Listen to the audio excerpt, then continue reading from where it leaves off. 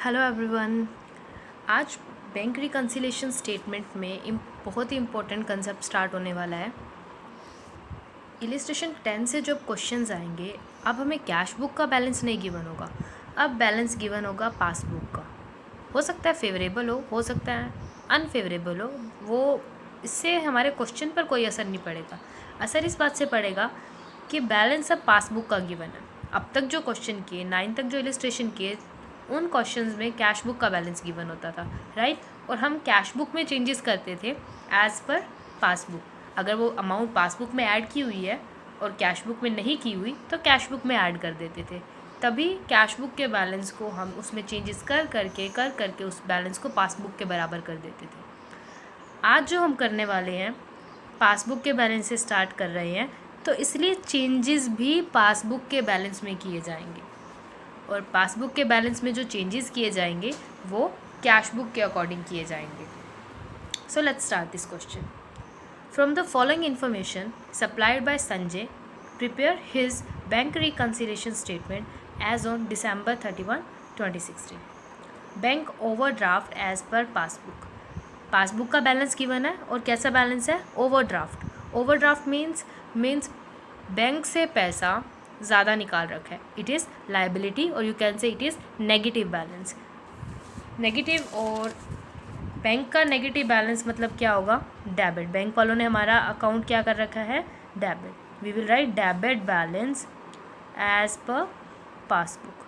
क्योंकि negative balance है तो इसे माइनस आइटम के कॉलम में दिखाया जाएगा। बैलेंस कितना? 16,500।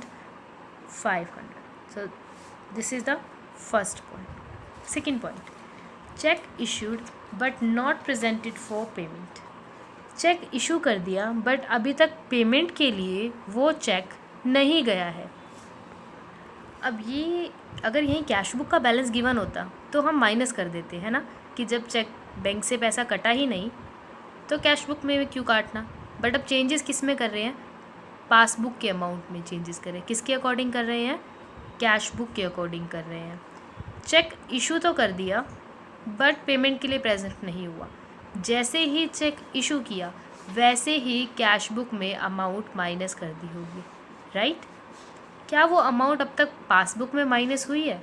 नहीं, क्योंकि जब वो पेमेंट के लिए प्रेजेंट ही नहीं हुआ तो अमाउंट कैसे माइनस होगी। अब यहाँ पर सही गलत नहीं सोचना है, जो मैं बार बार कह रही हूँ इस चैप्टर में, ये नहीं सोचना कि ऐसा करना चाहिए वैसा करना चाहिए। आपको अपना माइंड नहीं लगाना, आपको बस इतना सोचना है कि कैश बुक में क्या हुआ, जो कैश बुक में हुआ वही पासबुक में होना चाहिए। अब चेक इशू करते ही कैश बुक को हमने माइनस कर दिया था, बट क्या पासबुक में माइनस हुई वो अमाउंट? नहीं, तो अब पासबुक में ये अमाउंट माइनस कर दी जाएगी।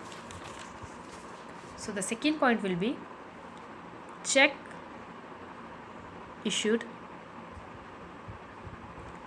but not presented for payment। 8,750 amount है, इसे माइनस कॉलम में शो करें। इसे माइनस कॉलम में इसलिए शो किया क्योंकि कैश बुक में अमाउंट माइनस की जा चुकी है। That is why we have to deduct that amount from the balance of passbook. Third is cheque deposited with the bank but not collected. Bank में चेक डिपॉजिट करवा कर आए but bank ने अभी तक वो चेक कलेक्ट नहीं किए। ओके, कैश बुक में क्या हुआ होगा? जैसे ही बैंक में डिपॉजिट करने के लिए चेक भेजे वैसे ही कैश बुक को इस पर्टिकुलर अमाउंट से इंक्रीज़ कर दिया होगा। बट क्या ये अमाउंट अब तक पासबुक में ऐड हुआ है? नहीं। We are suppose to make changes in passbook, that is why we have to add this amount in passbook balance. इस क्वेश्चन का पर्पज़ इतना है कि पासबुक के बैलेंस को कैश बुक के बैलेंस के बराबर लाना। इसलिए बैंक ने ऐड किया नहीं किया डजेंट मैटर, हमें अमाउंट में चेंजेस करने पड़ेंगे ताकि हम ये देख सकें कि अगर हम इन चेंजेस को ले आए तो क्या पासबुक और कैश बुक बराबर हो जाएंगे।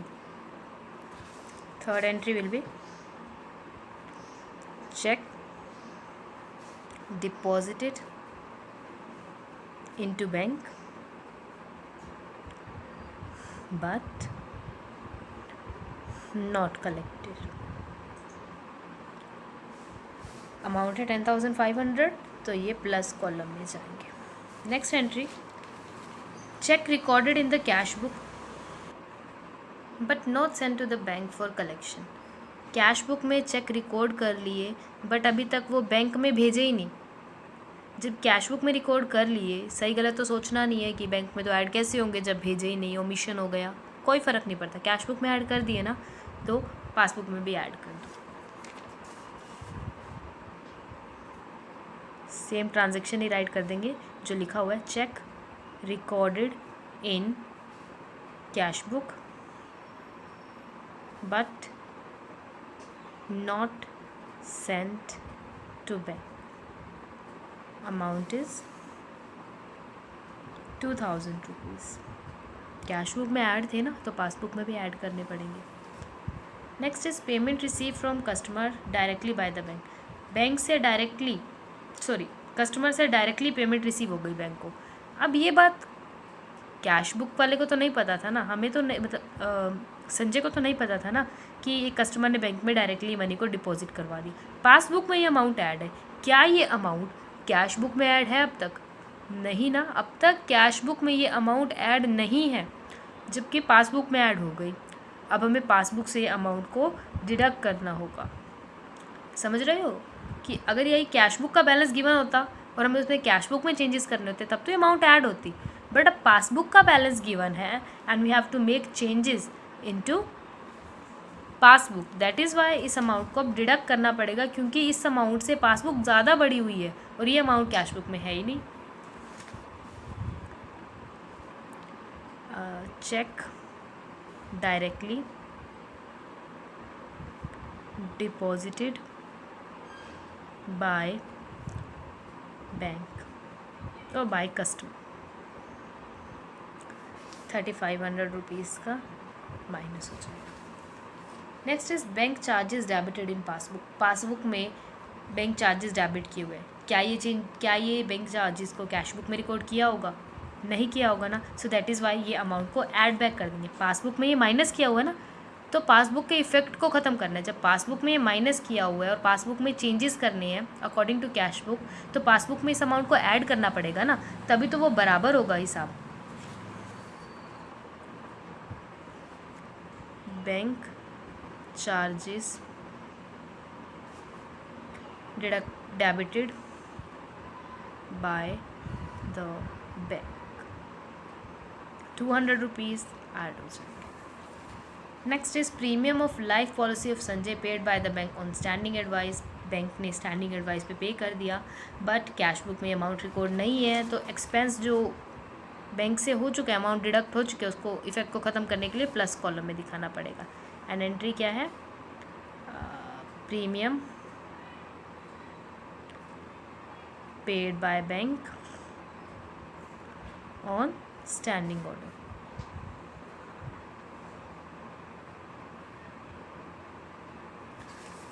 Next is a bill of 3000 discounted with the bank in November, dishonored on December 31st and noting charges paid by the bank 100 rupees. एक 3000 का बिल है जो डिसऑनर हो गया और साथ में बैंक ने नोटिंग चार्जेस भी पे की. नोटिंग चार्जेस होते हैं जैसे कि अब इसकी इंक्वायरी वगैरह के लिए कोर्ट में भेजना पड़ता है ये बिल, ये आगे पढ़ोगे. सो ये समझ लो कि बैंक जो है 3000 प्लस 100 3100 रुपीज़ से कम हो चुका है. बट बिकॉज जो कैशियर है उसको इन्फॉर्मेशन नहीं थी तो कैश बुक में ये रिकॉर्ड नहीं है. ये अमाउंट पासबुक में माइनस हो चुकी है. We have to add that amount back. तो यहाँ क्या आ जाएगा? यहाँ 3100 और यहाँ पे लिखेंगे bill dishonoured and noting charges paid by bank. Right. अब हमें क्या करना है? प्लस आइटम के कॉलम का टोटल एंड माइनस आइटम के कॉलम का टोटल, और जिससे हमें ये पता चल जाएगा कैश बुक का बैलेंस क्या है. क्वेश्चन कहाँ से स्टार्ट हुआ? पासबुक से. तो एंड में जो रिजल्ट आएगा वो क्या होगा? कैश बुक का बैलेंस. बैलेंस तो कैश बुक का होगा. अब ये डेबिट होगा या क्रेडिट, मीन्स फेवरेबल होगा या अनफेवरेबल, डिपेंड करता है टोटल. तो प्लस आइटम का कॉलम है 17,780 एंड माइनस आइटम का 28,750. क्लियरली शॉन है कि लॉस ही हो रहा है, दैट इज़ 10,970 का. राइट. तो ये कैसा बैलेंस हुआ? Credit balance as per cash book, और क्रेडिट की जगह ओवरड्राफ्ट भी लिख सकते हो, ठीक है। Illustration 11. From the following particulars, prepare a bank reconciliation statement. Balance as per passbook on 31st March 2017, overdrawn 15,000 rupees. यानी कि ये जो ओवरड्राफ्ट का बैलेंस गिवन है और किसका गिवन है, पासबुक का, that is debit balance as per passbook कितना है 15,000।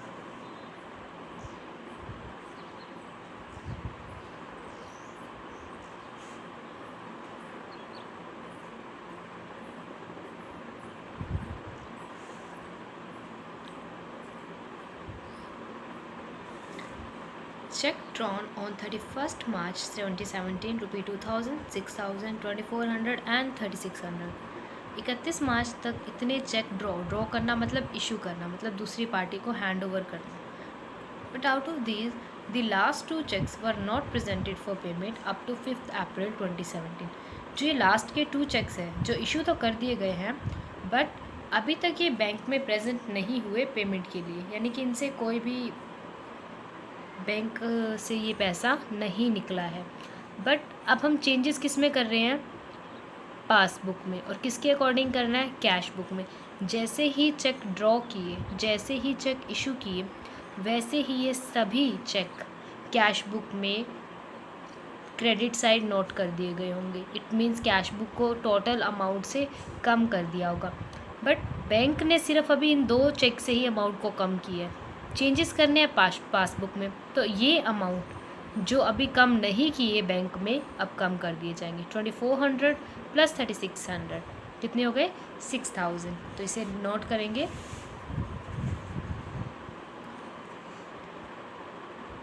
चेक इशूड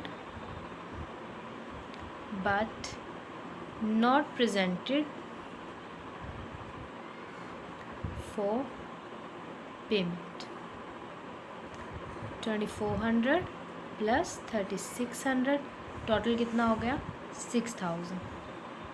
क्योंकि कैश बुक में अमाउंट माइनस कर दी गई है, इसलिए इसे भी माइनस कॉलम में राइट करना। Next is interest on bank overdraft not entered in the cash book 845।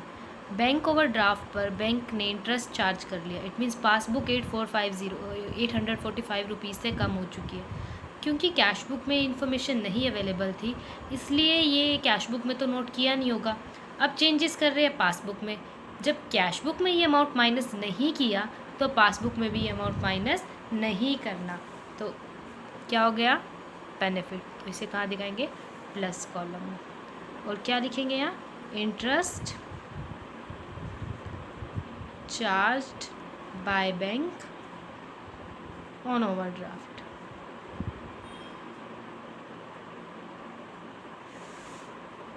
Next is outstation check for 20,000 lodged in the bank on 25th March 2017. But out of these, check worth rupee 18,000 were credited in April 2017. Bank को 20,000 के check दिए collect करने के लिए, जो out station check थे, यानी कि जो अलग ब्रांचेस से कलेक्ट करने थे, आउट ऑफ स्टेशन थे। और इन चेक में से 18,000 के चेक अप्रैल में क्रेडिट हुए। जैसे ही 25 मार्च को बैंक में चेक दिए, कैश बुक में तो सीधा 20,000 से बैंक कॉलम बढ़ा दिया होगा, बट 18,000 तो अप्रैल में बढ़े। क्योंकि कैश बुक में बढ़ा दिया था, इसलिए पासबुक में भी ये इंक्रीज़ कर देना चाहिए। तो क्या लिखेंगे, check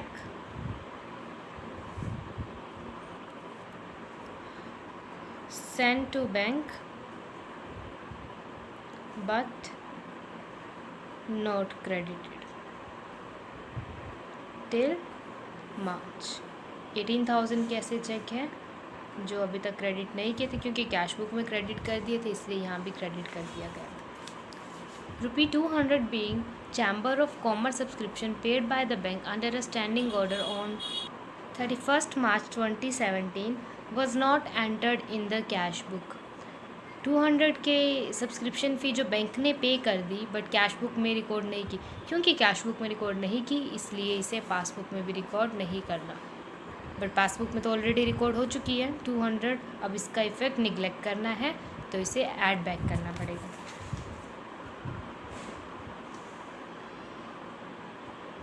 subscription paid by bank on standing order and it amounted to 200 rupees. It will be added back. अब क्या करना है, इन दोनों कॉलम्स का टोटल 19,900, एक मिनट,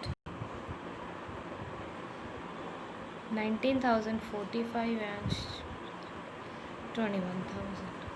ठीक है, तो अब ये कौन सा कॉलम ज़्यादा हैवी है, माइनस आइटम वाला। इट मीन्स कैश बुक का बैलेंस क्या होगा, अनफेवरेबल, नेगेटिव और you can say credit balance. तो डिफरेंस कितने का है, 1955। So this is how you are suppose to do the questions when passbook balance is given. So student, that's it for today. You have to try these questions as these are very important. Do try questions from 10 to 12 practical question. Hope you understand today's lecture. Thank you.